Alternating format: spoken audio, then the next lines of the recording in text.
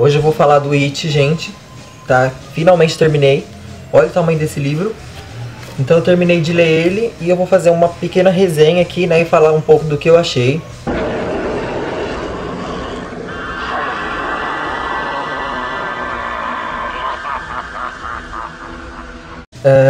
O livro ele é enorme, como vocês podem ver, né? Mas eu achei, assim, que muita coisa do que tem aqui não tinha necessidade de estar aqui, entendeu? Óbvio, gente, eu sou muito fã do Stephen King também. Eu não estou falando que o livro é ruim, pelo amor de Deus. Mas eu tô falando que tinha muita coisa aqui que não era necessária, entendeu? E a gente sabe, né, que o Stephen King adora encher uma linguiça, né? Então, se bem que esse é o jeito que ele escreve, né? Esse é o jeito que ele narra. Mas enfim, eu vou falar um pouquinho da história e depois do que eu achei. Então, o personagem principal aqui, na verdade, né, é Derry. Derry é a cidade onde se passa o livro. Então, nessa cidade, né, acontecem coisas assim terríveis, né, assassinatos de crianças, mas nada é documentado. E aí vai indo. E aí tem essas 7 crianças, né, que eles formam o clube dos otários, né, dos perdedores. E eles são muito amigos, né? Então eles acabam achando o que está causando todas essas coisas terríveis na cidade, né? E aí eles acabam se juntando ainda mais para poder derrotar essa coisa, né? Que na verdade, então, aí vem a coisa.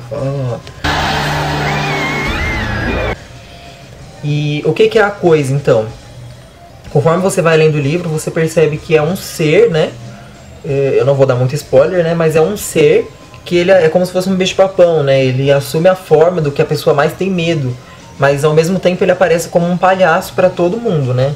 Ou seja, para todas as crianças. E só as crianças conseguem ver eles também, né? Principalmente as crianças do Clube dos Otários, né?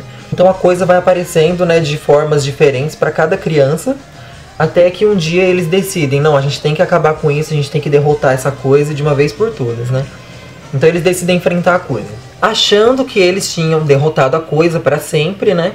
Aí passam muitos anos lá, né? Eles crescem, cada um vai pro seu canto.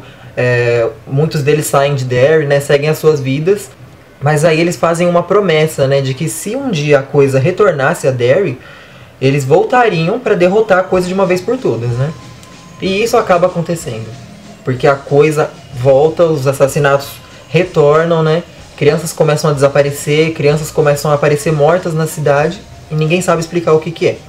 E aí então, o Clube dos Otários, né, as 7 crianças que já estão adultas agora, com as suas vidas formadas, né, acabam então retornando a Derry para poder destruir a coisa, né, de uma vez por todas. Então o livro ele é basicamente isso, né, do começo até o fim. Essa é a história, a trama principal. Eu tive essa impressão, né, na hora que eu tava lendo, tinha algumas partes que eu falava, gente, pra que isso tá escrito aqui? Não tem nada a ver com a história, mas uma coisinha tem a ver. Então eu acho que tem coisas desnecessárias, assim, né? Porque o Stephen King ele gosta de descrever a história da empregada que apareceu, entendeu? Qualquer pessoa que aparece, ele descreve a história inteira da pessoa, mesmo que a pessoa não tenha nenhuma participação concreta, né, na história. Mas ele é muito legal, embora o livro seja grande, eu li ele muito rápido, tá? E tem muitas marcações, porque tem frases aqui assim que eu achei muito, muito legais mesmo. Então, eu posso dizer assim que esse livro é na verdade um arquivo da cidade de Derry, né? Ele é como se fosse uma junção assim de coisas que aconteceram no passado da cidade, de coisas que estão acontecendo ali, né? E da história mesmo da cidade, né? Sobre os acidentes que aconteceram, né? E você lendo, você vê que acontecem tantas coisas estranhas na cidade, mas ninguém faz nada. Né? Então por que ninguém se manifesta, né? Por que ninguém percebe que tem alguma coisa errada acontecendo? E aí a gente vai descobrindo então, né, de acordo com o livro, que a coisa, né, não é a única culpada pelo que acontece. Eu não senti medo, né? Eu não senti medo lendo o livro, tipo, meu Deus do céu, que assustador. Não. Mas eu senti um pouco de agonia, né, pela forma que as crianças morrem, né? O Stephen King ele descreve a morte das crianças de uma maneira assim muito bizarra e cruel, né, assim, digamos, né. O jeito que a coisa mata, né, as pessoas, as crianças, é muito, sabe, você fica, gente, caramba, ela matou mesmo, sabe. Então é um livro que eu não senti medo, assim, mas me deu muita agonia, sabe, me deixou muito tenso. Parte mais que eu fiquei com medo, né, essa é a única parte do livro que me deu medo mesmo. É um capítulo aqui que as crianças vão fazer um ritual, né, pra poder ter alguma visão, pra saber o que é a coisa, né, pra saber como que eles vão derrotar isso, né. Eu não... Deixa eu ver se eu acho aqui. Então o nome do ritual se chama o Buraco de Fumaça, que é o nome do capítulo, né. Que eles têm que cavar um buraco no chão, né, e tem que colocar fogo lá dentro, né, e eles têm que ficar indo lá na fumaça até eles conseguirem ter alguma visão, né. É um ritual indígena que eles acabam pesquisando lá e eles tentam fazer. E isso quando eles são crianças. E aí eles acabam... Gente, eu não sei porquê, mas quem leu talvez não tenha achado nada demais dessa parte, né? Mas eu fiquei com medo dessa parte. Eu fiquei, meu Deus, sabe? Não pela visão que eles tiveram lá dentro, né? Mas pelo que aconteceu antes deles entrarem, né? Dos palitos de fósforo, né? Tô falando assim, mas sem spoiler, tá, gente? Mas quem leu sabe do que eu tô falando, entendeu? E essa parte foi a única parte que me deixou com medo e que me deixou, assim, arrepiado mesmo.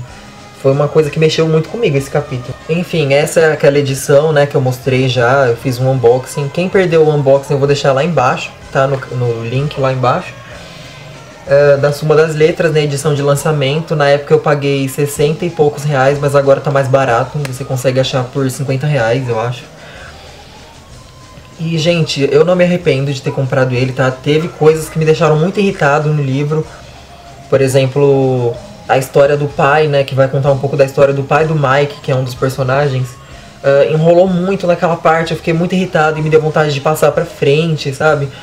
Mas, enfim, tirando uma coisa aqui e outra ali, o livro ele não deixa de ser uma obra-prima do medo, né?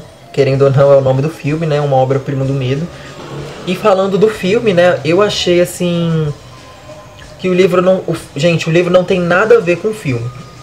Tem coisas assim, óbvio, que eles manteram a estrutura, né, das 7 crianças, tudo, mas o final, o que acontece, né, na hora que eles vão enfrentar a coisa é totalmente diferente, sabe? Então, mas eu aconselho a você assistir o filme antes de ler o livro, porque são muitos personagens, né, e se você não conhece a história, você pode acabar se confundindo um pouco, e o livro ele tem muitas alternâncias, né, alternâncias, essa palavra existe? De passagem de tempo, né? Então às vezes a história tá no futuro e daqui a pouco volta pro passado. E aí no passado eles contam uma história do passado, entendeu? E aí no passado eles contam uma história do futuro. É basicamente isso. Então você pode acabar se confundindo um pouco e o filme ajuda a gente a ter uma visualização mais concreta de quem são os personagens principais, né? De quem são... do que tá acontecendo na cidade, né? Então assistam o filme primeiro e se vocês não gostarem, podem me matar depois, tá? Então é isso. Eu queria falar aqui pra vocês que o canal, né, o Fusão Literária, ele tá com uma parceria nova aí com o blog The Yumi's World. Então eu vou deixar o link do blog da Yumi lá embaixo, tá? Pra você seguir lá, né? Lá ela posta coisas sobre animes, né, também, alguns textos dela, né? E ela tá com projetos de livro também, então é super bacana o blog. Eu vou deixar lá embaixo o link pra você seguir. Então é isso aí, gente. Até o próximo vídeo.